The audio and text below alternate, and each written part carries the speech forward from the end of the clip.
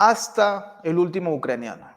Volodymyr Zelensky, el presidente de cartón, ha firmado un polémico proyecto de ley que, entre otras cosas, reduce la edad mínima para reclutar jóvenes de 27 años, era inicialmente. Bueno, la edad mínima será ahora de 25. Es el camino hacia el patíbulo para muchos jóvenes, la antesala de un deceso seguro. No estamos siendo pesimistas, hay que basarnos en los hechos. Una medida aprobada por la Rada Suprema hace varios meses y que hoy Volodymyr Zelensky terminó de poner la rúbrica. La medida entra en vigor desde mañana, seguramente, celebrada por el senador estadounidense Lindsey Graham, quien exigió a Ucrania movilizar a más jóvenes. Necesitamos a más gente en la línea de batalla. No importa lo que hagamos, ustedes tienen que seguir luchando. Fue lo que dijo Graham hace 2 semanas. Lo comentó y en verdad, aparentemente, es un hecho, desde Ucrania siguieron el consejo que vino desde la potencia del norte. Ucrania, entonces, acaba de decidir el futuro de muchos de sus jóvenes. La pregunta es, ¿qué reacción tendrá la sociedad ucraniana a partir de esto? Seguiremos viendo escenarios críticos en los cuales muchos jóvenes se pondrán firmes y se negarán a acudir a estos reclutamientos. Los países de Europa van a seguir este lineamiento. En fin, detalles que conversaremos ahora mismo con un invitado de lujo. Yo siempre estoy agradecido con él por su disponibilidad, por estar con nosotros en Prensa Alternativa, un amigo, un hermano de la casa, el señor Ariel Umpierres. Él es historiador, analista internacional, con quien hablaremos de este y otros asuntos. Bienvenido a Prensa Alternativa, querido Ariel. ¿Cómo estás? Un placer, Enzo, siempre a disposición de Prensa Alternativa, de ti, de Jota. Es un placer y un honor estar aquí en vuestro canal. Muchas gracias, Ariel. El honor, por supuesto, también es de nosotros y del público que te sigue también fielmente. Ariel, el escenario actual, Ucrania ya pasando o escalando un peldaño más. Movilización total, ese es el término del cual se habla en el régimen de Volodymyr Zelensky. ¿Qué impresiones tienes, Ariel, sobre este polémico proyecto que lo acaba de firmar el mandatario ucraniano?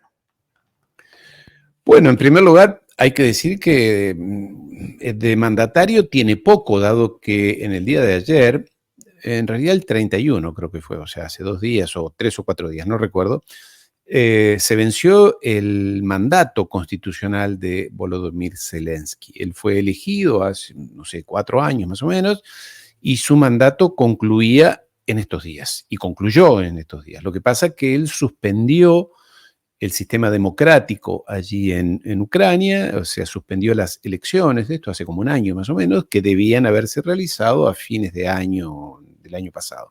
O sea, suspendió las garantías constitucionales, suspendió las elecciones y dijo, bueno, yo sigo.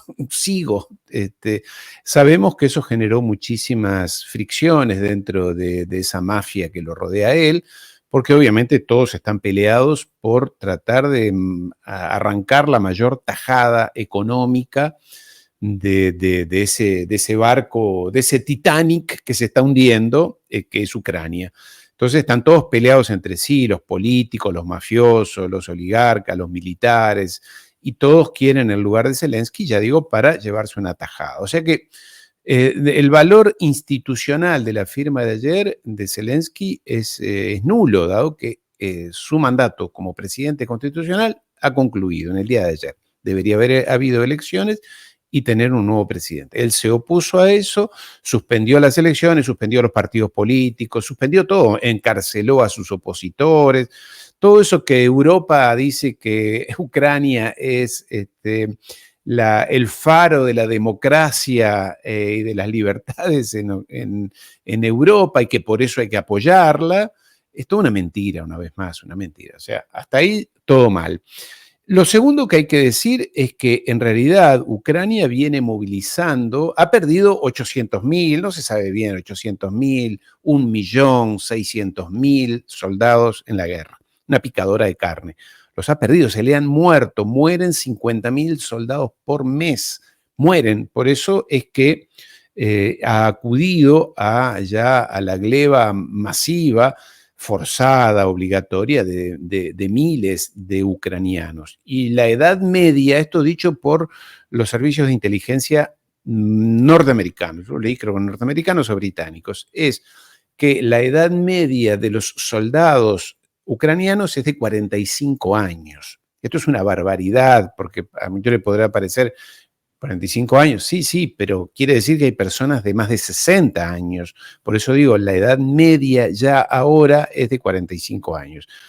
Que esto haya introducido esto de bajar la edad promedio, cosa que le pedía alegremente Lindsey Graham, un hombre líder de la comunidad LGTB encubierta, porque él está encubierto allí en los Estados Unidos, y que él no iría jamás a la guerra, desde ya que no iría ni mandaría a ninguno de sus familiares, hijos no tiene, allí a la guerra. Parece un absurdo, pero en todo caso esto de bajar la edad promedio es una disposición que otros países europeos, Francia en concreto, está estudiando, está considerando en el caso de volver a restablecer el sistema militar obligatorio. En todo caso es figurativo porque sabemos, tenemos las imágenes, está al alcance de todo el mundo, de que hay ciudades enteras, pueblos enteros de Ucrania que están vacíos de hombres. Ya los han reclutado a todos, que 25, ni 24, ni 18, todos arriba. O sea que tiene un valor simbólico. Lo que sí sabemos, y esto es curioso, porque mira, siempre pasan estas cosas, ¿no? Es que el mayor, ¿cómo se dice? El alcalde de Kiev, ha tenido que salir a explicar por qué sus hijos están en fiestas electrónicas en Alemania y además grabándose en videos y poniéndolos en las redes sociales. Sus hijos en edad de combate, ¿no? No estoy hablando de niños, estoy hablando de jóvenes, y salen en fiestas de alcohol, drogas, fiestas electrónicas, de música electrónica en Alemania. Él ha tenido que explicar que bueno, que son sus hijos, pero que claro, como él está divorciado y tienen nacionalidad alemana, bueno, él no puede hacer nada. Claro, es muy lindo. Es como el hijo de Netanyahu, que en el día de ayer fue repudiado también en un bar, en un antro, no sé cómo lo dicen ustedes, allí en Miami, porque tiene 25 años, no es que es un adolescente, porque también está escondido en Miami el hijo de Netanyahu, mientras que Israel tiene a toda su población en pie de guerra. Mejor en este caso, porque sería otro asesino más. Preferimos que los asesinos que matan palestinos estén escondidos en Miami, pero en este caso son repudiados. Como también los hijos de Josep Borrell o de Ursula von der Leyen, que tiene 5 o 6 hijos, ninguno de ellos los manda a pelear a Ucrania o a donde sea. Está muy bien esto, está muy lindo, lo digo irónicamente, obviamente, ¿no? Hasta el último ucraniano vayamos a pelear todos, pero claro, los de ellos, no mis hijos, ni mis sobrinos, ni mis amigos y demás. Entonces, estas cosas ocurren, han ocurrido siempre, no es una novedad. Lo que ocurre es que ahora con las redes sociales, ya digo, al hijo de Netanyahu lo encontraron en una fiesta allí en Miami, que es donde vive desde hace mucho tiempo.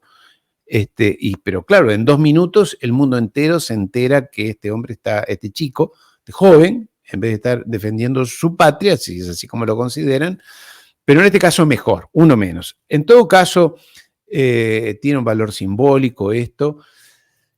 Tiene un valor simbólico para afuera, para adentro es un mensaje de una enorme crueldad, este decreto de la Rada, del Congreso y de allí de Ucrania y del propio Zelensky. Crueldad hacia su pueblo, hacia su pueblo.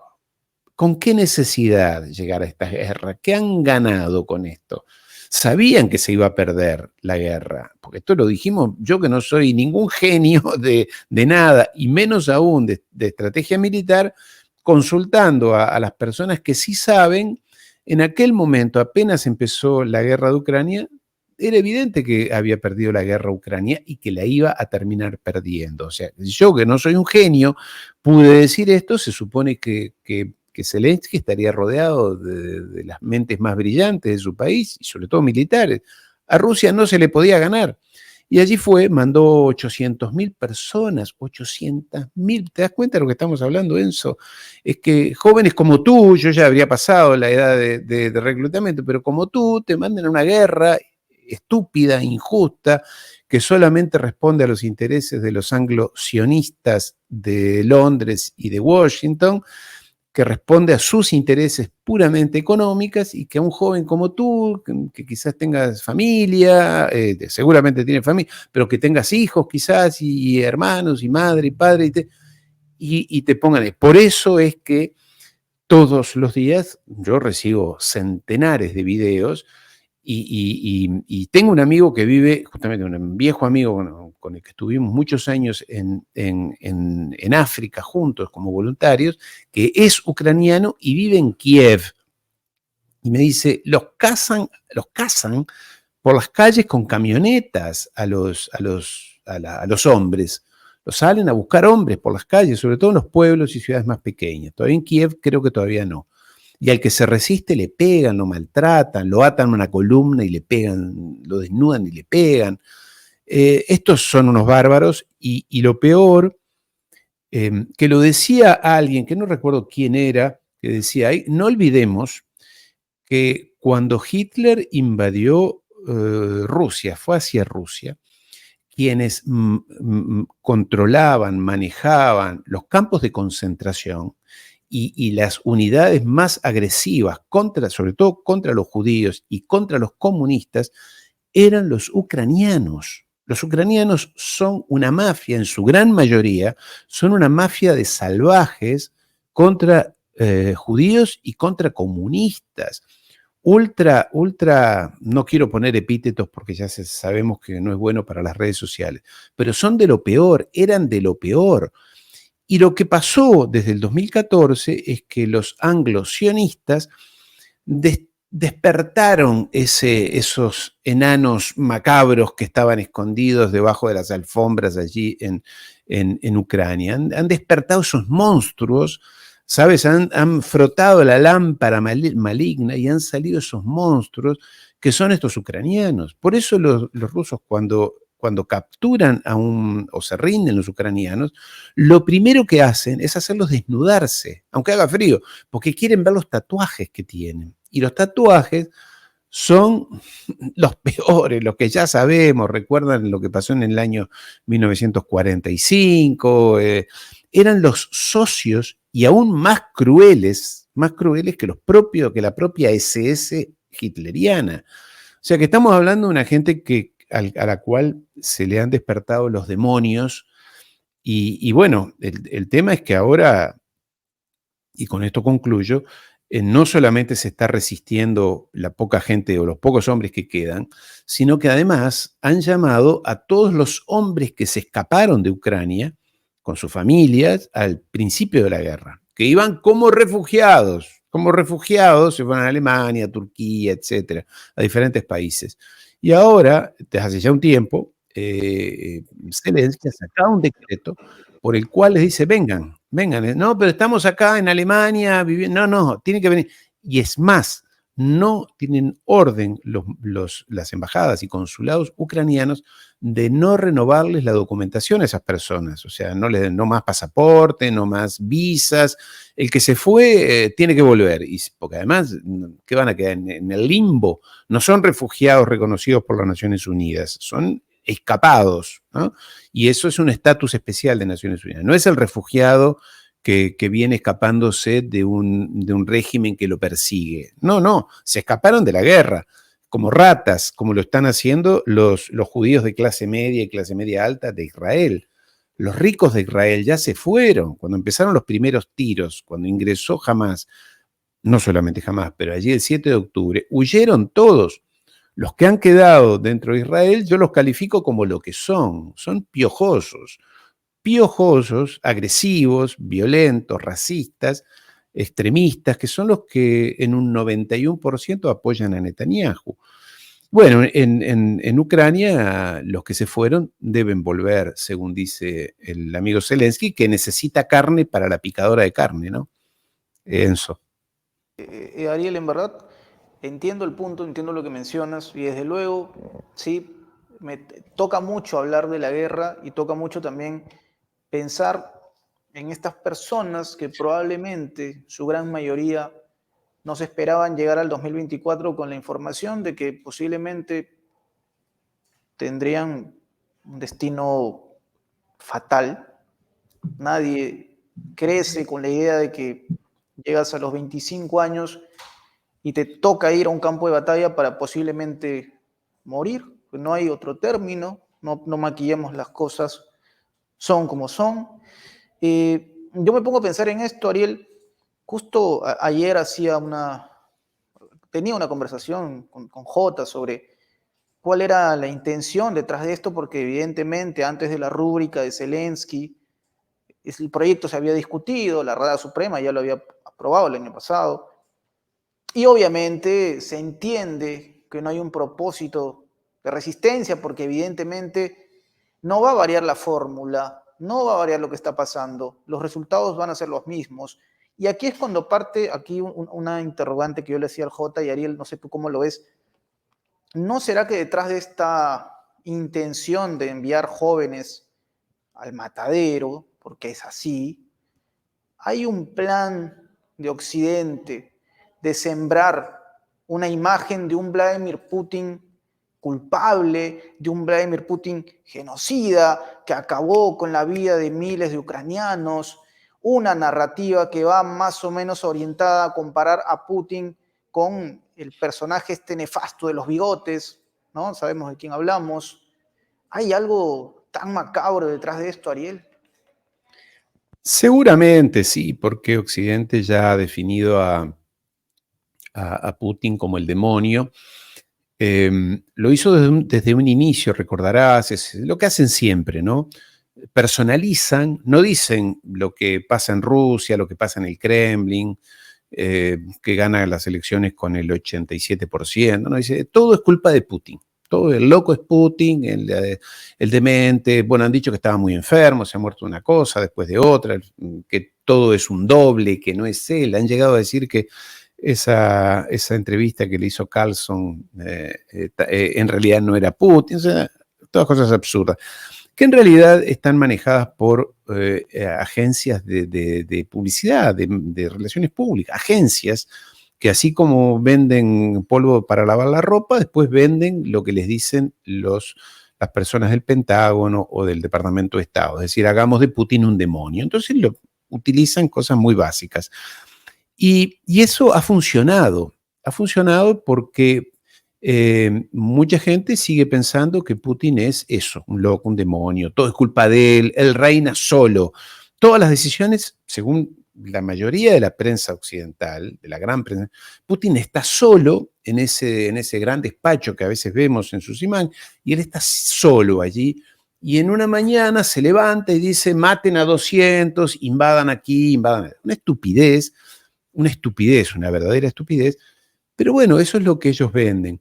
Pero más loco los has puesto darse cuenta, percibir lo que ha ocurrido en estos últimos 2 años, pero en el último año en particular, durante el cual la imagen de Putin, sobre todo en el sur global, ha crecido de manera impresionante. Es decir, en Europa dicen que Putin es un loco, un asesino, un demente, se come niños, cualquier cosa, dice. Pero en el resto del planeta, o sea, América Latina, África sobre todo, en Asia, la imagen de este hombre que se les plantó a los gringos, que se le plantó a la OTAN, que les dijo que no, que los enfrentó, que se enfrentó a una guerra contra 35 países, esta ha sido una guerra mundial, no es una guerra, no es una guerrita, es una guerra mundial. Rusia contra 35 países y les ganó y les ha ganado, ha hecho de Putin, realmente de Putin, de Rusia, del Kremlin, ha tomado una dimensión frente al resto del planeta impresionante, porque mucha gente dice, la mayoría dice, al fin al fin alguien que se enfrenta a los anglosionistas, que ellos hacen el día y la noche como quieren, invaden, matan, dicen que Rusia está mal en haber invadido Ucrania, pero que Israel bombardee Siria, Líbano, todo lo que se les pueda ocurrir, como Irak, Afganistán, que lo hizo ayer, que haya matado personas dentro de una embajada en Siria con bombardeos aéreos. Bueno, eso está bien, eso no está dentro, mientras lo hagamos nosotros, que somos buenos. Entonces, esta imagen del Putin loco desde ya, y aún más cuando hace unas pocas semanas ganó las elecciones limpiamente, ejemplarmente, con el 87% de los votos. Entonces, y todavía hay estúpidos que dicen, perdón por la expresión, en los medios de televisión europeos dicen, no, pero es un déspota que controla las elecciones, donde no hay democracia. Y la verdad es que ridículo, ¿no? Todo eso.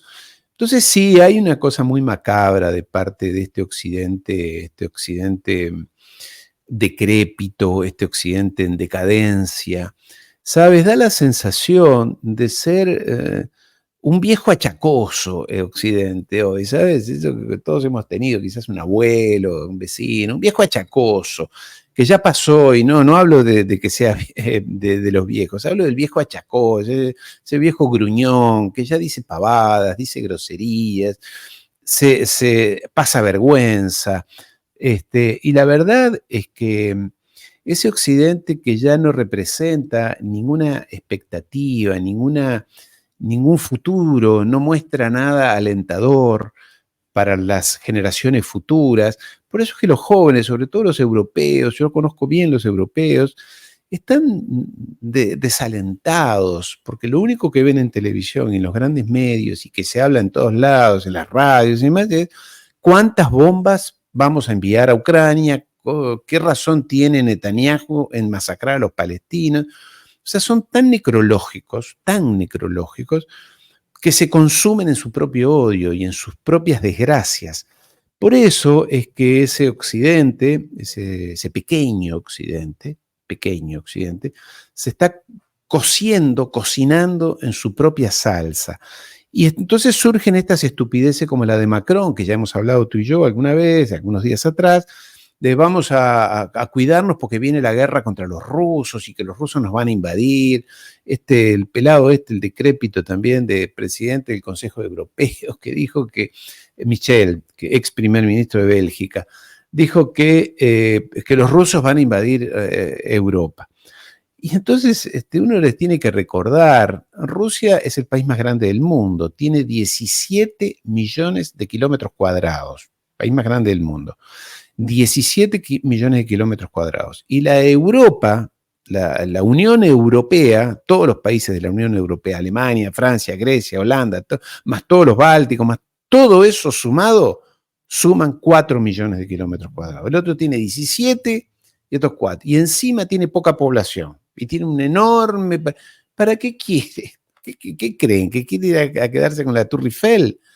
En fin, estamos en un, como tú dices, sí, lo único que les va quedando, y con esto concluyo, lo único que les va quedando, Enzo, a este occidente decrépito, es la manipulación psicológica y cultural de sus poblaciones. Porque confiaban en que las sanciones económicas contra Rusia iban a quebrar a Rusia. No funcionaron. Es más, fueron un boomerang en contra. Confiaban en que Ucrania le podría ganar la guerra física a los rusos, porque con toda la tecnología, con todos los satélites, con todas las armas que tenemos nosotros, ¿te acuerdas los famosos tanques Abrams, los cohetes Patriot y los sistemas de tecnología, todo eso? Indudablemente Rusia va a perder. Y no, les ganó también físicamente, o sea, pierden en todos lados. Entonces lo único que les queda es esta histeria necrológica, decrépita, de decir estupideces del otro. Decir que no, va a perder porque es malo, porque es feo, porque no sé qué van a decir. Y los rusos son unos salvajes. Y el resto del mundo dice, como ya se lo dijo de entrada, ustedes no tienen razón, no los vamos a condenar, no vamos a sancionar a Rusia, hagan lo que ustedes quieran. Entonces tienes ese Occidente cada vez más chiquito, más viejo. Recordemos que uno de los graves problemas que tiene ese Occidente es la baja tasa de natalidad, el envejecimiento de sus poblaciones, el caso de Italia, el caso de Francia, el caso de Japón, Alemania, cada vez más viejitos, por eso digo, más gruñones, más protestadores, y todo el resto se les viene cayendo el edificio encima.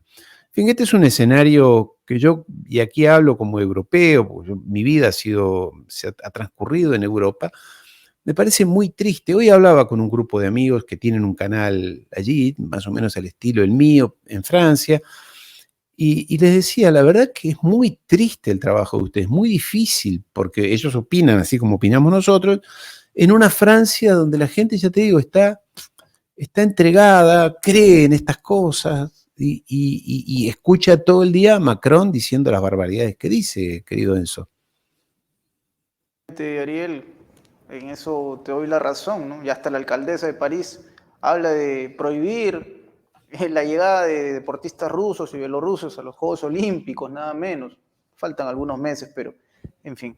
Ya María Zaharova incluso le ha respondido, bueno, así como los deportistas tal vez no sean recibidos en París, de repente algunos productos franceses en Rusia tampoco serán recibidos. En fin, Ariel, hay un punto que me gustaría conversar contigo que forma parte de toda esta historia. Quizás ya hablando específicamente de acusaciones, hablando específicamente de pedidos expresos de Rusia, de su gobierno, el nombre de Vasil Maliuk ha sido importante en estos días, en estas horas para ser más exactos. Rusia ha exigido su extradición. Hablamos del jefe del Servicio de Seguridad ucraniana. Por supuesto, Rusia pidió su extradición. La respuesta de Ucrania ha sido un no rotundo, una negativa, una indiferencia. ¿Por qué es que Rusia pide la extradición de Vasil Maliuk? Bueno, ha sido sindicado como autor intelectual de una serie de atentados. No solamente en Moscú, hablamos también de lo que está pasando o lo que pasó en Crimea. De hecho, aseguran, y las pruebas están en realidad, de que Maliuk habló, reconoció tener mucho que ver, por lo menos en lo que pasó en Crimea.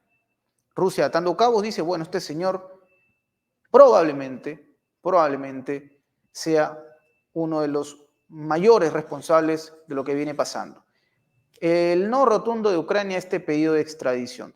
¿A dónde nos lleva, Ariel? Nos lleva a un momento en el cual Rusia terminará haciendo justicia por sus propias manos. No sé si me dejo entender, porque cuando esta persona se convierte ya en un objetivo legítimo, ya no hablamos de extradiciones, ya no hablamos de detenciones, hablamos de algo mucho más profundo. Hablamos de, por poner un ejemplo, lo que hizo en su momento Estados Unidos con este personaje nacido en Arabia Saudita de nombre ya sabemos quién es, ¿no? OBL. No puedo decir el nombre porque evidentemente el video probablemente lo terminen ocultando, pero en su momento Estados Unidos halló a este responsable y terminó con su vida. Rusia en este momento, ¿qué mirada tiene para ti respecto a Vasil Maliuk y todos los autores de los crímenes que se han vivido en Rusia en los últimos días, Ariel? Mira, yo creo que ha tenido razón Rusia de presentar ante las instancias judiciales internacionales las pruebas, como ya presentó las pruebas sobre el sabotaje al Nord Stream 2 y demás. Y presentó pruebas de que aquella supuesta matanza en Buchart, ¿te acuerdas al principio de todo en que quedaron unos civiles muertos allí en la calle?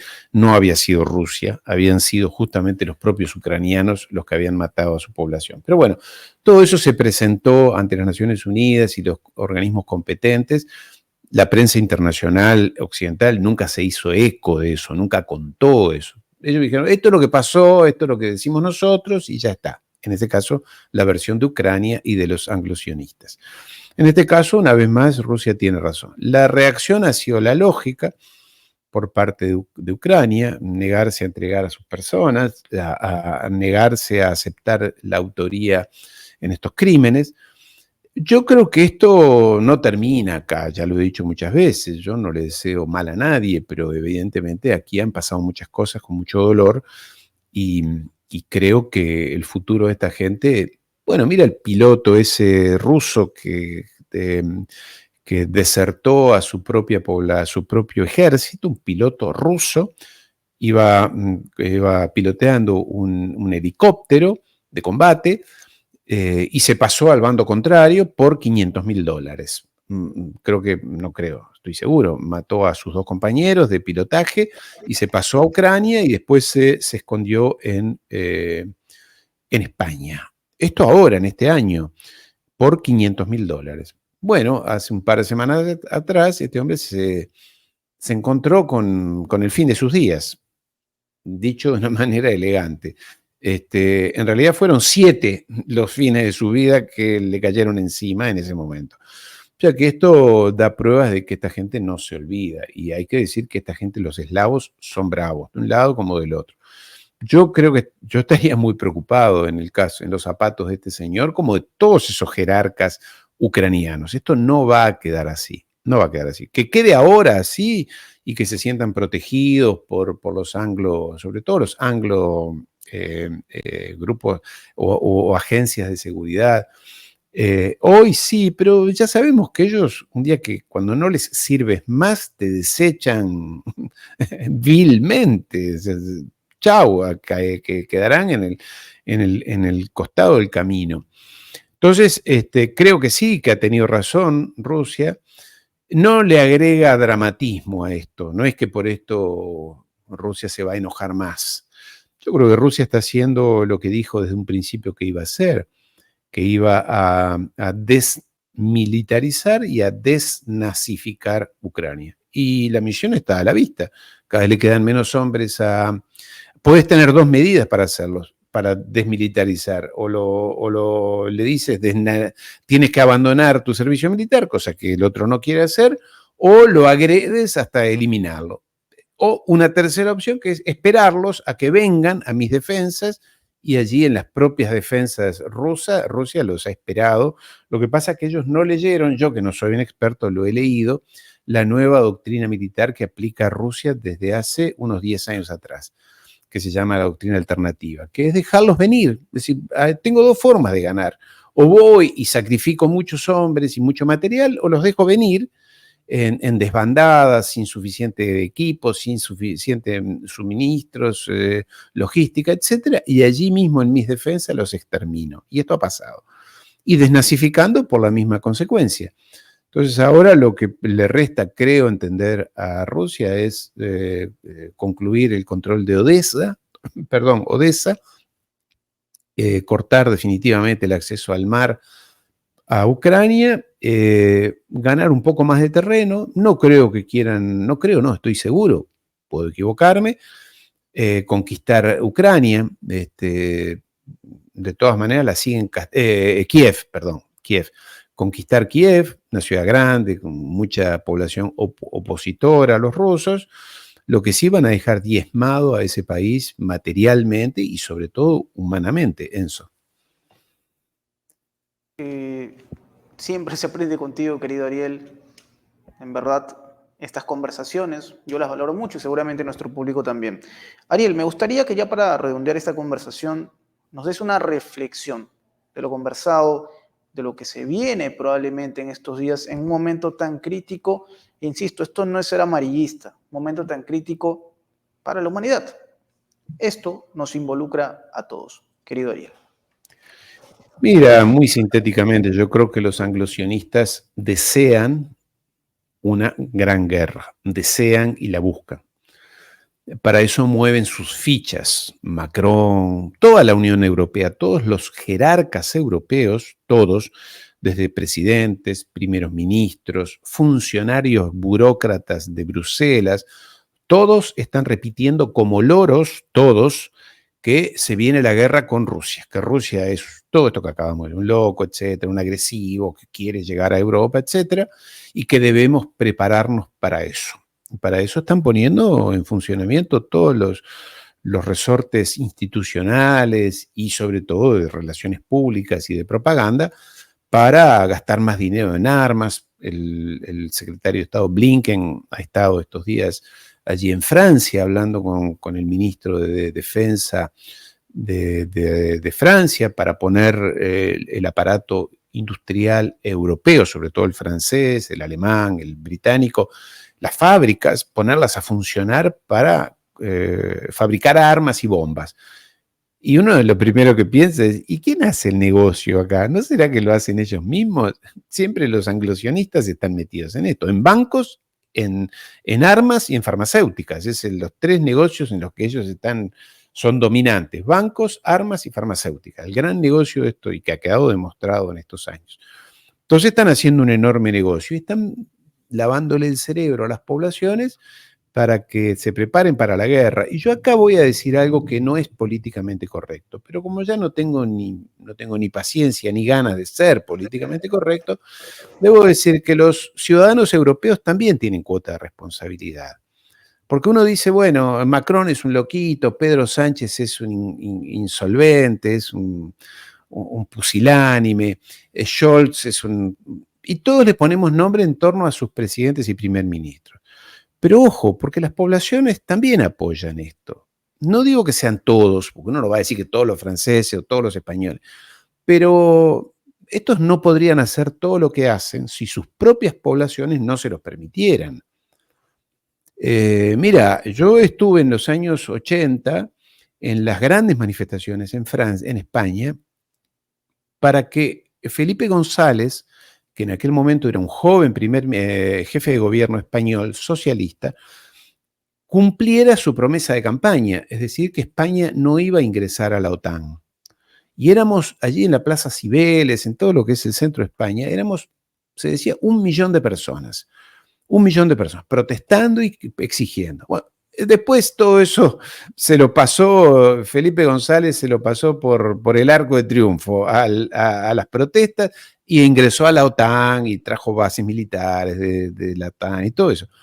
Pero digo, había una manifestación masiva. Hoy en día, con esta locura de apoyar a Ucrania, han habido manifestaciones, por supuesto que han habido, pero minúsculas.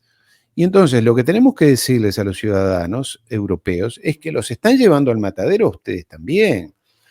Y que les quede clara una cosa, por lo menos esto lo hemos hablado tú y yo, lo hemos hablado con EJ y con muchos amigos más. Esta no va a ser una guerra mundial. Si se quieren pelear con los rusos y tirarse con lo que tengan, háganlo ustedes. Nosotros no vamos a ir por ustedes, ¿eh? Ni América Latina, ni África. África se lo ha dicho este año clarísimamente, se lo dijo Senegal hace 2 o 3 días con la nueva elección, donde el nuevo presidente le dijo: Francia, vete de aquí. Senegal, una clásica, histórica colonia francesa. Dijo: se terminó la relación con Francia, caballeros, llévense ustedes los negocios, de aquí no queremos saber más nada con ustedes.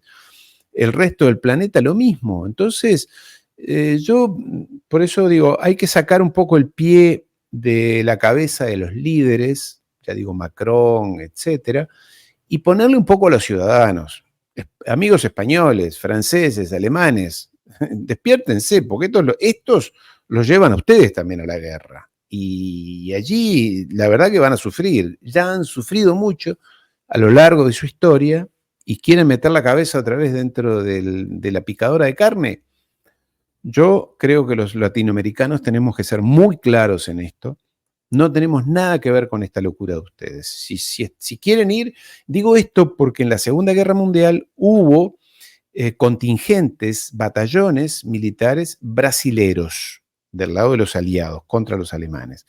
Yo no sé si de otros países, sé en el caso de Brasil, no sé en el caso de México, pero hubo muchos contingentes militares africanos de las ex colonias que los llevaban a pelear contra los alemanes, franceses y demás.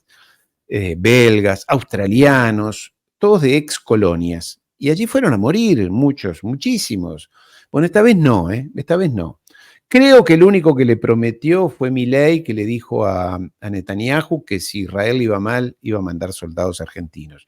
Por eso, esto es secreto, quiero decir, no salió a la luz pública. A mí me lo dijo alguien que creo que estuvo por ahí, no sé si será verdad, en todo caso es muy plausible. Así que también argentinos, ojo, mirá que los quiere llevar a la guerra, o por lo menos puede traer la guerra aquí. Entonces, los ciudadanos no pueden lavarse las manos, decir, bueno, yo, J, Ariel Umpierres, Enzo Anchante me dicen que está, y ya con eso me quedo tranquilo. No, no, tienes que actuar, porque si no, todo es política.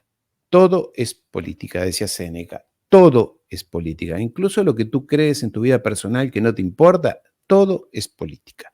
Y quien no se interesa por la política y se queda solamente en el fútbol o el no sé qué otra cosa, bueno, un día se despierta con que su país está en guerra, con que su salario no le alcanza, o que a su hijo no puede entrar a la universidad, o que su familia o su madre cuando la lleva al hospital no hay recursos suficientes. Todo es política.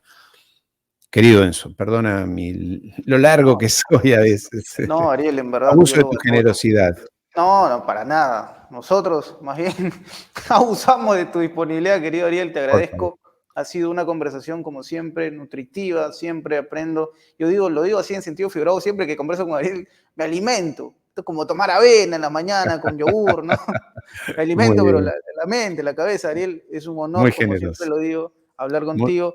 Y por favor, invítanos, Ariel, a la gente que te está viendo tal vez por primera vez en Prensa Alternativa, lo dudo mucho, pero de repente hay por ahí algún nuevo seguidor que está en estos momentos viendo, ¿dónde te podemos encontrar, querido Ariel Umpierres? Acá, mira, en Geopolítica, Ariel Umpierres, en YouTube. Tal cual, con mi nombre, Ariel Umpierres, en YouTube, también en todas las redes sociales, desde Twitch a todas Geopolítica, Ariel Umpierres, pero es en YouTube donde mayor contenido permanentemente estoy subiendo y compartiendo estas charlas, que son charlas, no son ni clases ni informativos. Yo no hago información, la información está disponible, la comento, la analizo. Tampoco son clases académicas, no me oriento a un público académico. Vierto mis ideas y quien no le guste o dude o piense que estoy equivocado, puede buscar la fuente. Yo no doy fuentes, algunas veces cito algún libro, pero lo mío no es académico, es tratar de despertar chispazos en la mente de las personas. Bueno, es lo que hace Prensa Alternativa también, con su enorme contenido permanentemente. Despertar inquietudes, despertar dudas en muchos casos y sobre todo alimentar la imaginación de las personas y la educación de las personas. Para mí siempre es un honor y muy generosas tus palabras hacia mí, querido Enzo. Un placer. Gracias, gracias a ti, Ariel, querido público. Ya lo sabe, entonces visite también el canal de Ariel que va a estar en la descripción. Suscríbanse, denle me gusta, comenten, compartan. Aquí también, Prensa Alternativa. Y a Suscríbanse. Prensa Alternativa también, claro que sí. Claro que sí, por supuesto, querido Ariel, hermano de la patria grande y de el YouTube también, por supuesto. Sí, Un aliado para nosotros, bien, querido Ariel. un Nos placer. estamos despidiendo, querido público. Nos reencontramos en una próxima oportunidad, muy pronto, por cierto, ya lo saben. Esto es Prensa Alternativa, conversación con Ariel Umpierres, quien les habla en Sanchante, se despide. Hasta luego. Adiós.